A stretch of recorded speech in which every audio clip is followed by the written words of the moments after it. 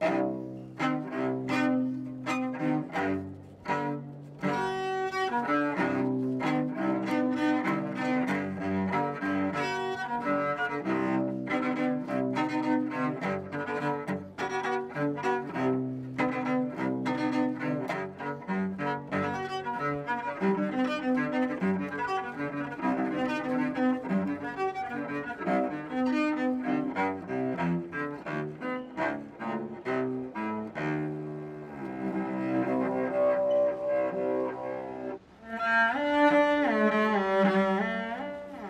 like playing in the subway because it exposes me to the general population, the general public.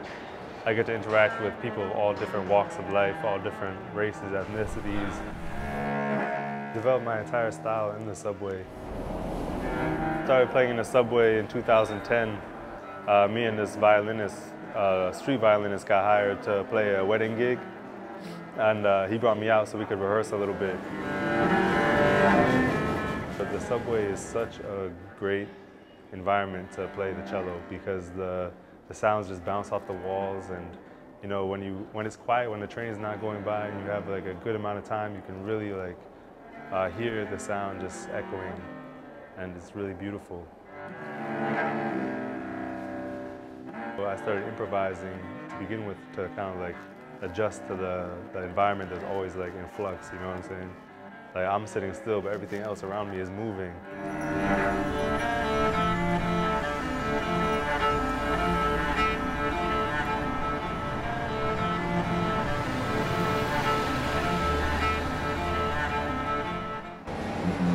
I have to kind of like follow my music and like go where my instrument takes me. Everywhere that I go, I bring my instrument with me and I play music in like a new environment just to see what's going to come out of it. You know, I'm really influenced by the environment that I'm in. And because I improvise, you know, I sort of feed off the energy of the different areas.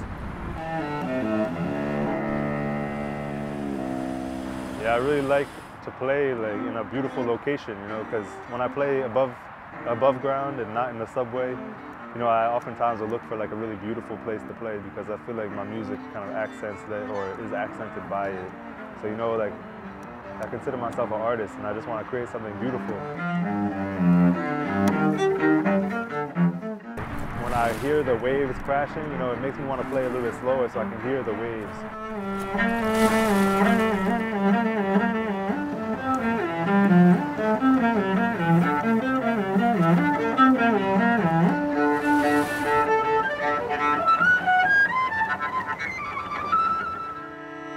When I play the cello, I feel really empowered. Like a really deep meditation. All my attention is focused just on like those strings and my fingers. I can hear what's happening around me, but I can't really like speak. I'm still fully conscious, you know, I can hear everything that's happening around me. I play so much that I've just developed this relationship with my cello that's really intuitive and really in tune and kind of like fluid, and it's almost an extension of myself. The moment that I play is just like a step in the creative process that is like the greater like whole of my music.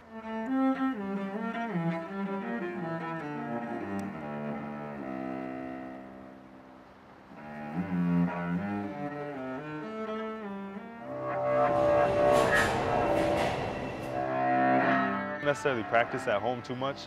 Mainly my practice is in the subway, and my practice I don't practice, I just perform. Through that style of just constant performance, I'm able to perform at any moment, you know, like anytime I pick up my cello, I'm ready to perform. I started improvising, and I just like started feeding off that energy and creating my own style, and I felt way more like expressive. I felt like my technique was improving so rapidly when I was just experimenting.